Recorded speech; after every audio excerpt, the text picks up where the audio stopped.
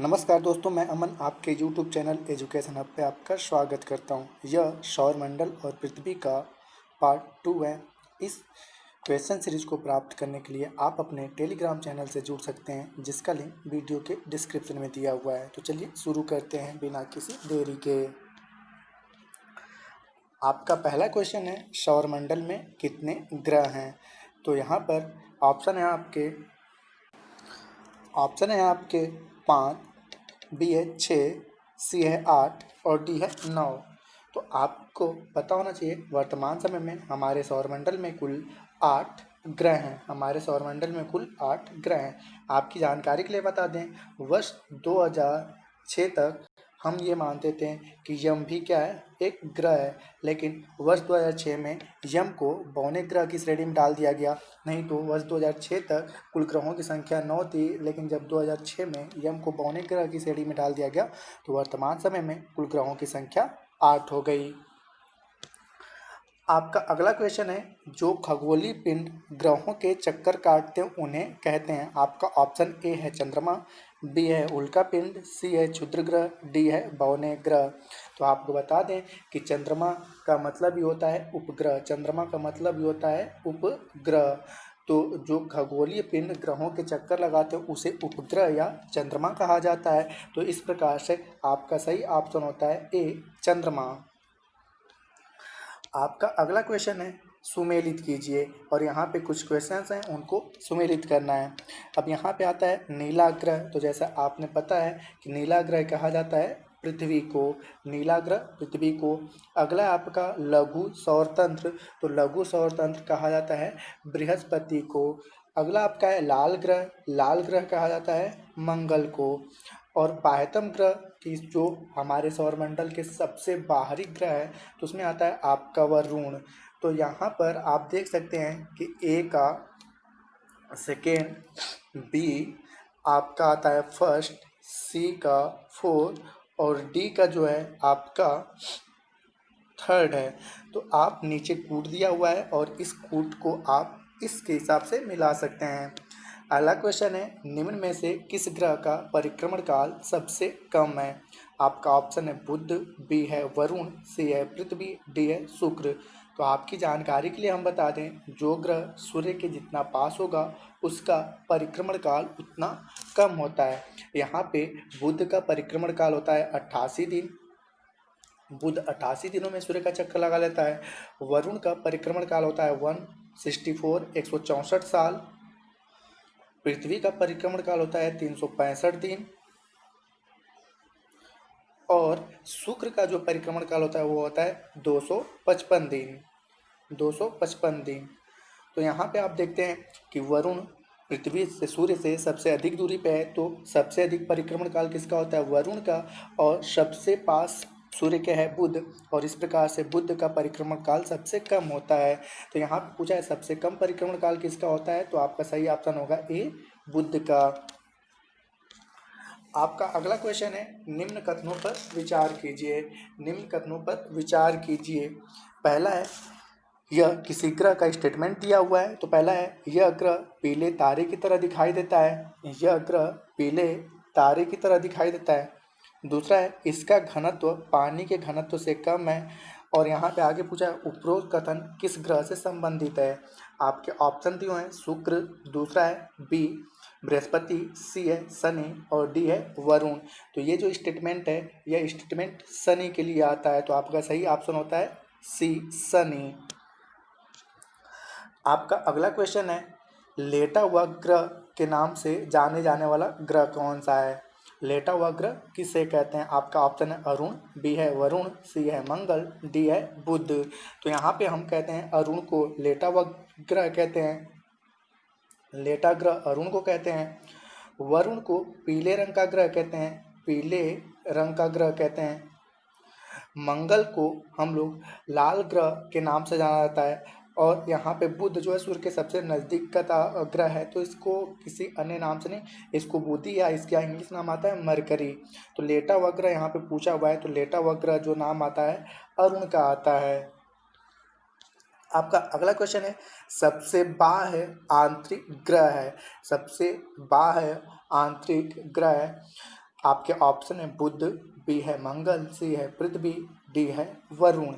तो यहाँ पे सबसे बाय मैंने आपको बताया था कि टोटल अपने 8 ग्रह हैं, जिसमें से 4 ग्रह आंतरिक जो कि कठोर चट्टानों से बने हुए हैं और 4 ग्रह बाह्य में आते हैं जो कि गैसों से बने हुए हैं। जैसे कि आंतरिक ग्रह में आता है बुध, शुक्र,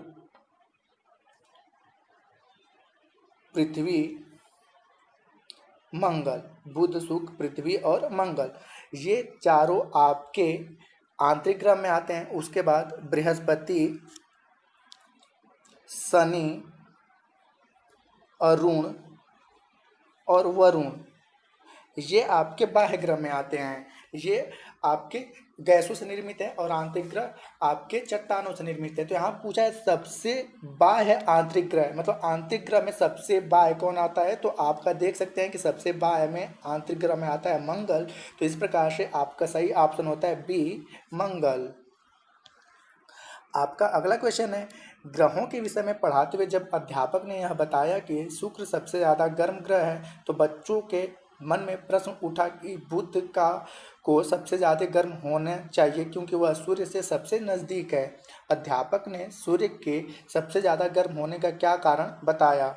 आपका पहला ऑप्शन है कि यह पूर्व से पश्चिम की तरफ घूर्णन करता है, तो यह इसके गर्म होने का कारण नहीं हो सकता है क्योंकि घूमने से कोई गर्म नहीं होता है। दूसरा, यह पृथ्वी के नज़दीक है, तो यह भी आपका गलत स्टेटमेंट आता है।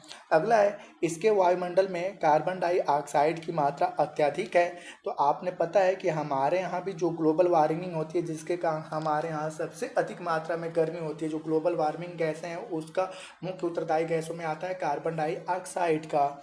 तो यहाँ पे हम कह सकते हैं कि इसके वायुमंडल में कार्बन डाइऑक्साइड की मात्रा अधिक है, जिसके कारण शुक्र सबसे ज़्यादा गर्म ग्रह है। तो इस प्रकार से आपका सही ऑप्शन सही होता है सी। अगला क्वेश्चन है, पृथ्वी की भगनी मतलब बहन किस ग्रह को कहते हैं। आपका ऑप्शन है बुध, बी है शुक्र, सी है मंगल और डी है शनि। तो जैसा आपने पता है कि शुक्र को पृथ्वी का भगनी, साथ ही साथ सबसे चमकीला तारा,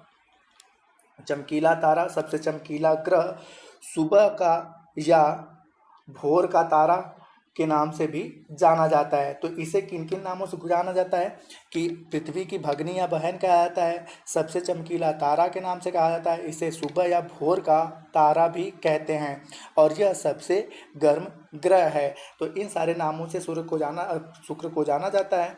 यहाँ पे पूछा था कि पृथ्वी के भगनी किसे कहा जाता है, तो आपका सही ऑप्शन होगा क्या, बी, शुक्र। अगला क्वेश्चन है, निम्न में से किन ग्रहों का घूर्णन दक्षिणावर्त है। निम्न में से किन ग्रहों का घूर्णन दक्षिणावर्त है। तो यहाँ पे ऑप्शन आपके हैं बुध और शुक्र, बी है पृथ्वी और मंगल, सी है शुक्र और अरुण और डी है मंगल और बृहस्पति। तो आपकी जानकारी के लिए बता दें कि हमारे सौरमंडल में 8 ग्रह हैं, जिनमें से 6 ग्रह जो होते हैं पश्चिम से वेस्ट से ईस्ट की ओर, पश्चिम से पूर्व की ओर घूमते हैं, तथा 2 जो ग्रह हैं वह ईस्ट से वेस्ट की ओर घूमते हैं, पूर्व से पश्चिम की ओर घूमते हैं। और ये जो 2 ग्रह हैं उनका नाम आता है शुक्र और अरुण। शुक्र और अरुण पूर्व से पश्चिम की ओर घूमते हैं। तो जब यह पूर्व से पश्चिम की ओर घूमते हैं तो ये दक्षिणावर्त घूमते हैं, और बाकी के जो 6 ग्रह हैं जो पश्चिम से पूर्व की ओर घूमते हैं वह वामावर्त घूमते हैं। तो इस प्रकार से यहाँ पे सही ऑप्शन आपका होगा सी, शुक्र और अरुण।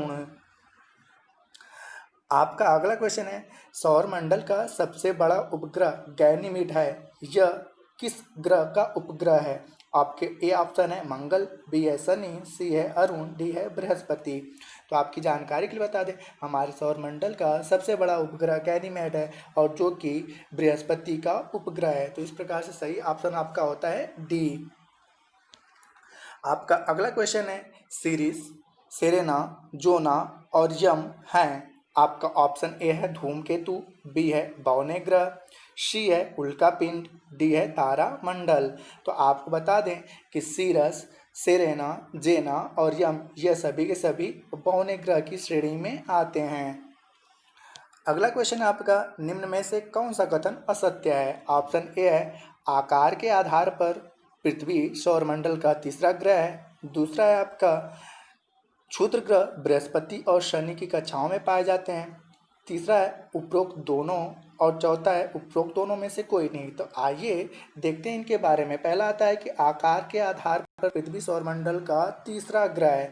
तो आपका जानकारी के लिए बता दें कि सबसे बड़ा ग्रह है आपका बृहस्पति, बृहस्पति के बाद आता है शनि, शनि के बाद अरुण, अरुण के बाद वरुण, वरुण के बाद पृथ्वी, पृथ्वी के बाद शुक्र, शुक्र के बाद मंगल और बुध आते हैं। तो हम देख सकते हैं कि तीसरे नंबर पे अरुण आ रहा है, इसलिए पहला वाला स्टेटमेंट इसका गलत होता है। दूसरा आता है क्षुद्र ग्रह बृहस्पति और शनि की कक्षाओं के बीच में पाए जाते हैं। तो आपको पता होना चाहिए क्षुद्र ग्रह जो होता है मंगल और बृहस्पति, मंगल और बृहस्पति की कक्षाओं के बीच में पाए जाते हैं, न कि बृहस्पति और शनि के। तो दूसरा भी स्टेटमेंट आपका गलत होता है। तो यहाँ पे हम कह सकते हैं कि सी वाला ऑप्शन सही है कि दोनों के दोनों कथन असत्य हैं। तो यहाँ पे सही ऑप्शन क्या होगा? सी। आपका अगला क्वेश्चन है हेली पुछल तारा कितने वर्ष बाद दिखाई देता है? हेली पुछल तारा कितने वर्ष बाद दिखाई देता है? आपके ऑप्शन है 96, बी है 86, सी है 76। आपके पुनः ऑप्शन है 96, 86, 76 और 66। तो आपको बता दें हेली पुछल तारा जो है वह 86 वर्षों बाद दिखाई देता है। वह आपका हेली पुछल तारा जो है वह 76 वर्षों बाद दिखाई देता है और इसे पहली बार 1986 में देखा गया था। इसे पहली बार 1986 में देखा गया था और यह 76 वर्षों बाद दिखाई देता है। तो इस प्रकार से आपका सही ऑप्शन होता है सी। आपका अगला क्वेश्चन है वे आकाशीय पिंड जो पृथ्वी के वायुमंडल में जलकर राख नहीं होते हैं और चट्टानों के रूप में पृथ्वी पर आ गिरते हैं उन्हें कहते हैं? पहला है उल्कास्म, दूसरा है उल्का पिंड, तीसरा है नक्षत्र मंडल और चौथा है अवांतर ग्रह। तो आपको बता दें कि जो आकाशीय पिंड पृथ्वी की वायुमंडल में जल जाते हैं और उन राखों को हम क्या कहते हैं? उल्कास्म कहते हैं। और जो जलते नहीं है चट्टानों के रूप में पृथ्वी पर आ जाते हैं उन्हें उल्का पिंड कहते हैं। तो यहाँ पे पूछा हुआ है कि चट्टानों के रूप में पृथ्वी पे आ जाते हैं तो उन्हें हम क्या कहते हैं? उल्का पिंड कहते हैं, उन्हें हम उल्का पिंड कहते हैं। इस प्रकार से आपका सही ऑप्शन होता है बी। आपका अगला क्वेश्चन है निम्न कथनों पर विचार कीजिए, निम्न कथनों पर विचार कीजिए। आपके कुछ स्टेटमेंट दिए हुए हैं। यह कछली या प्रश्न चिन्ह जैसा दिखाई देता है, यह कछली या प्रश्न चिन्ह जैसा दिखाई देता है। दूसरा है यह गर्मियों में आकाश के उत्तरी भाग में दिखाई देता है।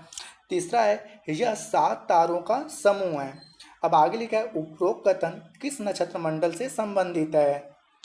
तो यहाँ पे दिया है ऑप्शन सप्तर्षि, बी है शिकारी, सी है ध्रुव मत्स्य और डी है हाइड्रा।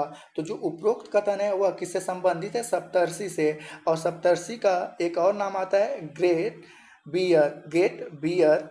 इसके साथ साथ उर्सा मेयर, उर्सा मेजर भी इसी सप्तर्षि तारामंडल का नाम है। तो ये सारे के सारे स्टेटमेंट किससे संबंधित है? सप्तर्षि से।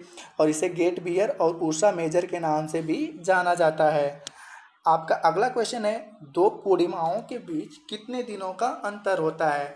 तो यहाँ पे ऑप्शन है 7, बी है 14, सी है 15 और डी है लगभग 30 दिन। तो यहाँ पे दो पूर्णिमाओं के बीच में पूछा है। यदि पूछता है कि एक पूर्णिमा और एक अमावस्या के बीच में कितने दिनों का अंतर होता है तो 15 दिनों का। लेकिन दो पूर्णिमा या दो अमावस्या के बीच में कितने दिनों का अंतर होता है तो लगभग 30 दिनों का अंतर होता है। तो यहाँ पे आपका सही ऑप्शन होता है डी, लगभग 30 दिन। आपका अगला क्वेश्चन है हम पृथ्वी से चंद्रमा का केवल एक ही भाग देख सकते हैं क्योंकि आपके ऑप्शन है इसके घूर्णन काल इसके परिक्रमण काल से अधिक है। ये स्टेटमेंट सही नहीं होता है। दूसरा है इसका परिक्रमण काल इसके घूर्णन काल से अधिक है। तीसरा है इसका परिक्रमण काल इसके घूर्णन काल से कम है। अगला है इसका परिक्रमण और घूर्णन काल लगभग एक बराबर है। ये सही है कि इसका परिक्रमण और घूर्णन काल लगभग पृथ्वी के बराबर है, जिसके कारण हम एक बार में केवल एक ही भाग को देख सकते हैं, एक साथ केवल एक ही भाग को देख सकते हैं। तो इस प्रकार से आपका सही ऑप्शन होता है डी। अगला क्वेश्चन है निम्न में से किसको जीवाश्म के कहते हैं? निम्न में से किसको जीवाश्म ग्रह कहते हैं? आपका ऑप्शन है बुध, बी है पृथ्वी, सी है चांद, डी है वरुण। तो आपकी जानकारी के लिए बता दें कि जीवाश्म ग्रह से के नाम से चांद को जाना जाता है और चांद के बारे में अध्ययन को सिलेनोलॉजी कहा जाता है। सिलेनोलॉजी कहा जाता है और इसे जीवाश्म ग्रह के नाम से भी जाना जाता है। तो इस प्रकार से आपका सही ऑप्शन होता है सी, चंद्रमा। अगला क्वेश्चन है सुमेलित कीजिए। यहाँ पे कि पहला है कि चांद पर कदम रखने वाला दूसरा व्यक्ति। चांद पर कदम रखने वाला दूसरा व्यक्ति, तो आपको बता दें कि चंद्रमा पर जाने वाले पहले व्यक्ति थे नील आर्मस्ट्रांग और इनके साथ थे एडविन एल्ड्रिन। इन लोगों ने 21 जुलाई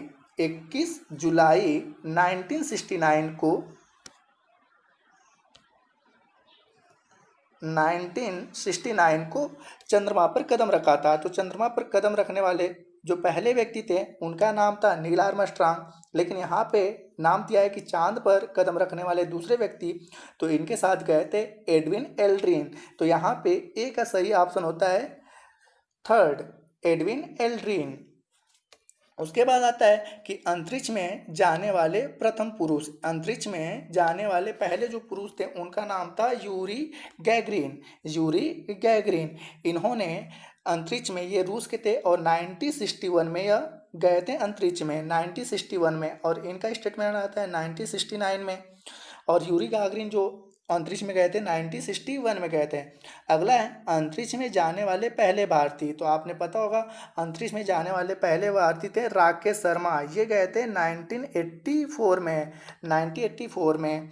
और अगला है अंतरिक्ष में जाने वाला पहला जानवर। तो अंतरिक्ष में जाने वाला पहला जानवर था लाइका नाम का एक कुत्ता था जो 1957 में अंतरिक्ष में गया था।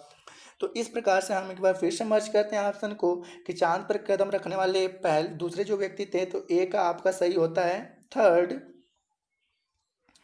बी अंतरिक्ष में जाने वाले पहले पुरुष, तो बी का होता है 5 यूरी गैगरिन।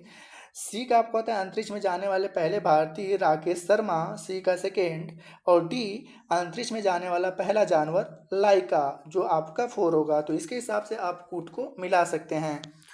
आपका अगला क्वेश्चन है गुनगुन चांद पर जाने की तैयारी में है, उसका भार 54 kg है, वह सोचती है कि चांद पर उसका भार कितना होगा। आपके ऑप्शन ए हैं 9 kg, बी है 6 किलो, सी है 60 किलो, डी है 180 किलो।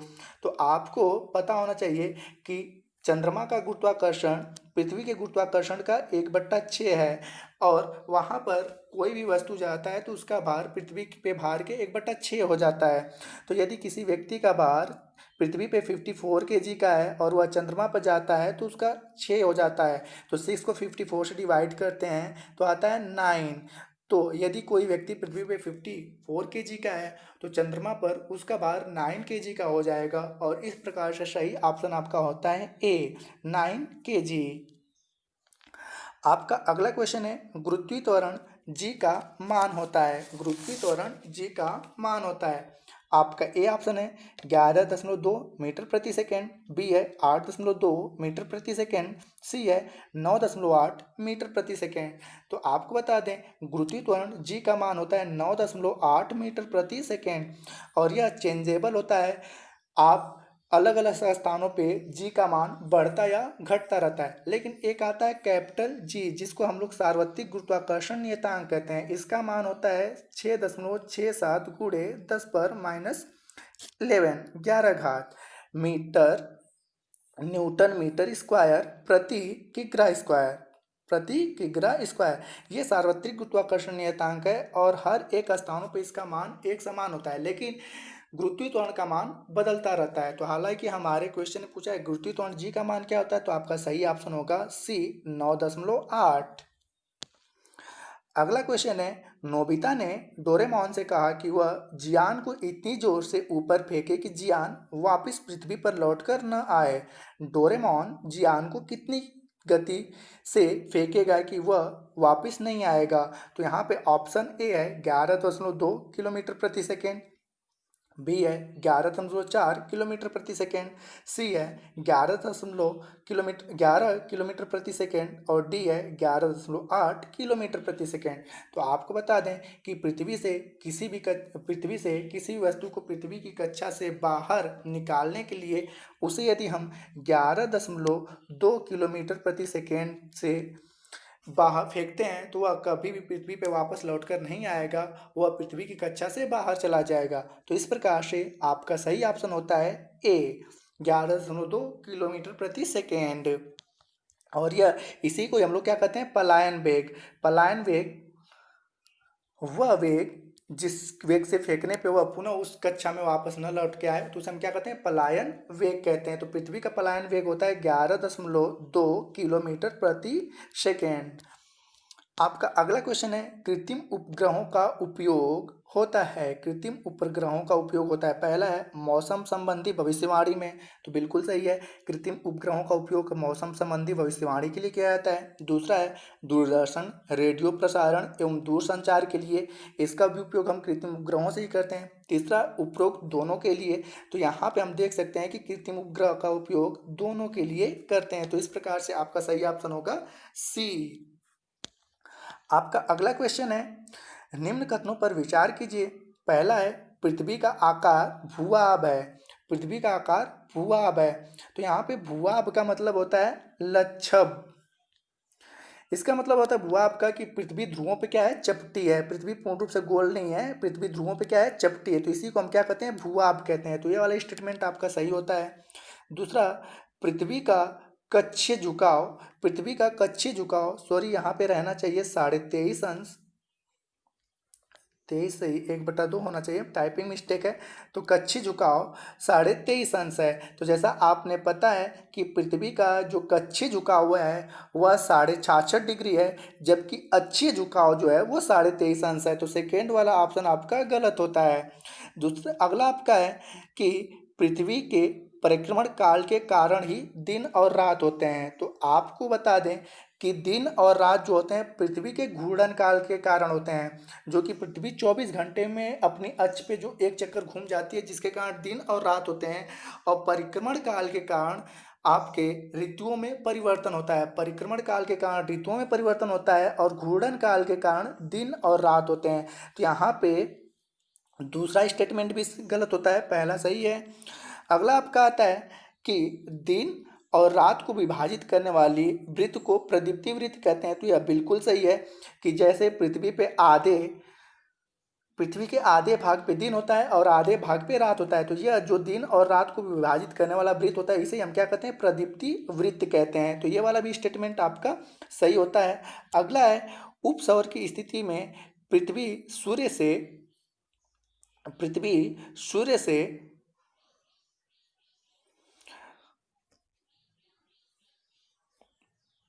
15.2 करोड़ किलोमीटर की दूरी पर स्थित होता है। तो यहाँ पे आपको बता दें, एक होता है अपसौर और एक होता है उपसौर। अपसौर जो होता है वो होता है 4 जुलाई को, अपसौर जो होता है 4 जुलाई को होता है। और अपसौर का मतलब होता है कि उस दिन पृथ्वी सूर्य से सबसे अधिक दूरी पर होता है, और यह कितनी दूरी पर होता है, 15.2 करोड़ किलोमीटर की दूरी पर होता है। और दूसरा होता है उपसौर। उपसौर का मतलब होता है कि उस दिन सूर्य पृथ्वी के सबसे नज़दीक होता है, और यह घटना होती है 3 जनवरी को। और इस दिन पृथ्वी जो होता है 14.7 करोड़ किलोमीटर पृथ्वी से दूर होता है। तो यहाँ पे जो स्टेटमेंट दिया है कि उपसौर की स्थिति में पृथ्वी सूर्य से 15.2 करोड़ किलोमीटर की दूरी पे होता है, तो यह भी स्टेटमेंट आपका गलत है, क्योंकि यह किसके बारे में है, अपसौर के बारे में है। तो यहाँ पूछा है कि उपरोक्त कथनों में से कौन कौन से कथन असत्य हैं। तो जैसा कि मैंने बताया कि पहला वाला कथन सत्य है, दूसरा वाला असत्य है, तीसरा वाला भी असत्य है, चौथा सही है प्रदीप्तिविद, और पांचवा असत्य है। तो हम देखते हैं कि दूसरा, तीसरा और पांचवा असत्य है, पहला और चौथा सत्य है। तो आइए ऑप्शन में देखते हैं। तो यहाँ पे ऑप्शन आपका सही होता है डी, कि दूसरा, तीसरा और पांचवा असत्य है। तो आज के लिए बस इतना ही। मेरा नेक्स्ट वीडियो जल्दी ही आएगा। अगला वीडियो इससे ही संबंधित रहेगा, जिसका पार्ट 3 होगा। यदि अभी भी आप इस चैनल पर नए हैं तो चैनल को अवश्य सब्सक्राइब करें, और पुनः यदि इस क्वेश्चन पेपर को प्राप्त करना चाहते हैं तो आप अपने टेलीग्राम चैनल से जुड़ सकते हैं, जिसका लिंक वीडियो की डिस्क्रिप्शन में दिया हुआ है। तब तक के लिए धन्यवाद।